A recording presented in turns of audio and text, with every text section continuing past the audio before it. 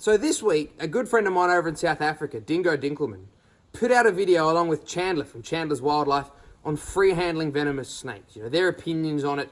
It's a pretty controversial topic, and it's something that I get a lot of questions about, the way that I handle. So today I thought we'd have a bit of a talk about my opinions on handling snakes and the way I handle, what I think about the way other people handle, etc. So stick around.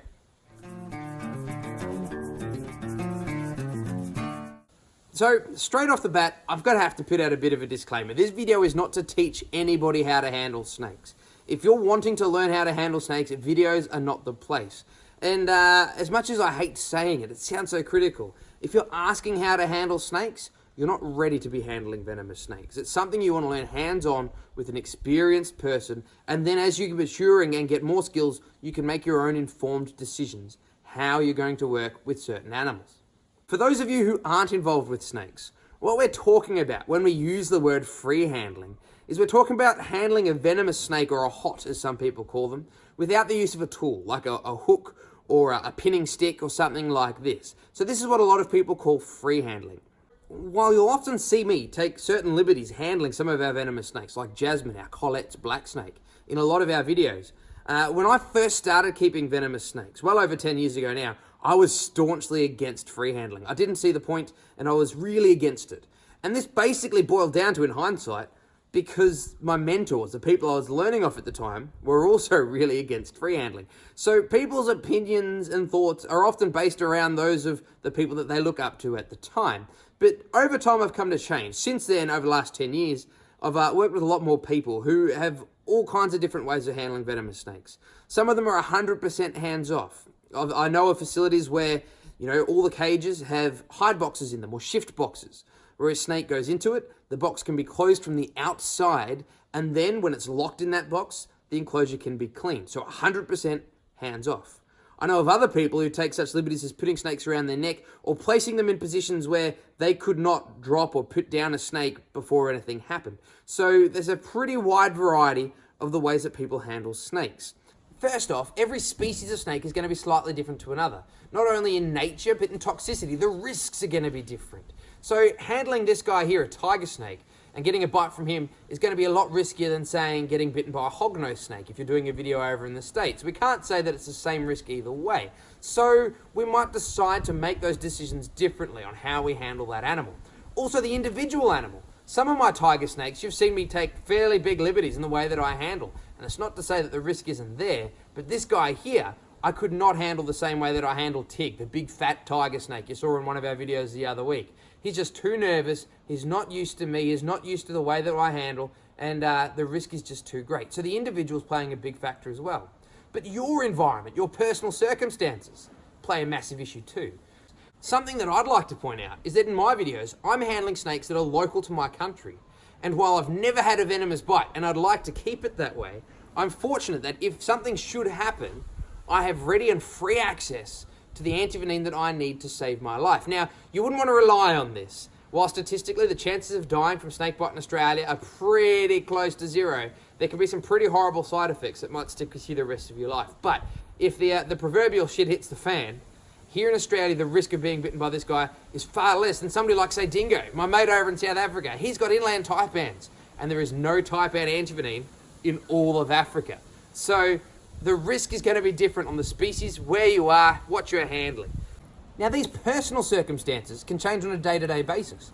You see, handling a snake like this here at my house, where I've got first aid on hand every time I do a video, versus handling out in the bush when I was working at the mines, the risk is just too great. It could be hours before you get to help. So we might decide to handle snakes in a different way for a different situation.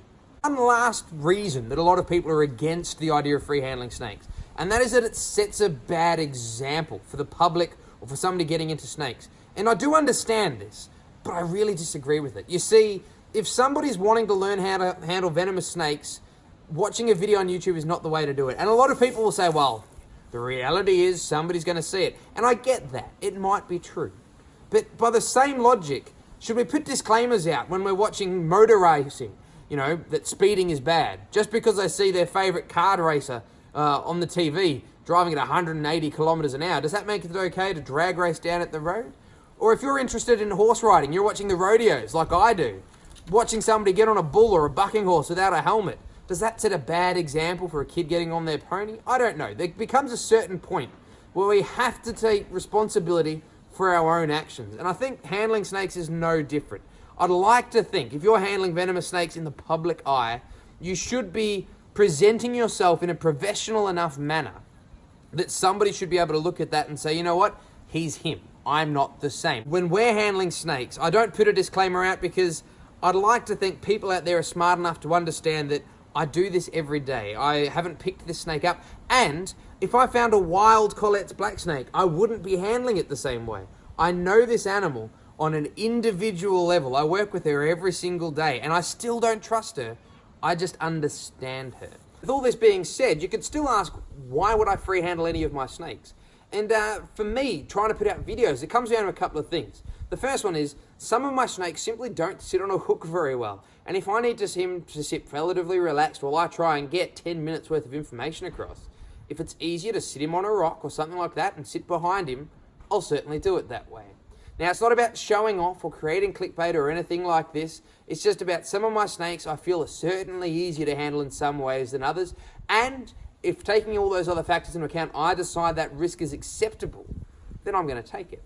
Now, I don't have anything against somebody who's against free handling. It's a matter of opinion. But what I do think is I shouldn't have to apologize for the way that I handle it. I'd like to believe that you guys who watch our videos watch because you enjoy the way that I work with animals, you enjoy the information I put across. So with all this in mind, what's my opinions on free handling? Should people be allowed to do it? Should it be frowned upon?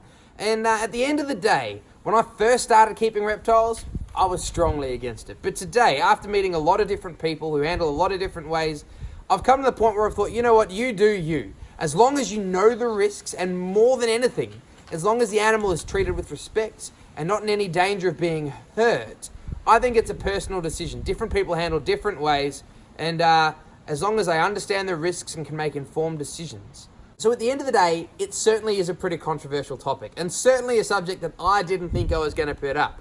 But I do get a lot of questions and comments about it in my page, so I thought with all these bonus videos, my opinions and thoughts and things, why not share why I handle the way that I do and what I think about the way that people handle. But if you've got a difference of opinion, let me know in the comments. The only thing is, be respectful, guys. We're all people. We've all got our own thoughts and opinions. Leave your comments though, but be polite about it, and we'll certainly take it on board. But between now and then, if you haven't already, please subscribe to our YouTube channel, like us on Facebook, and if you want to help support our page and get our videos coming out more regularly, keep helping us visit more facilities and show animals that I couldn't get here at home, check us out on Patreon. It's our Patreon supporters that help everything keep going here at Wicked Wildlife HQ. But between now and next Wednesday, be nice to wildlife, have a good one and take care.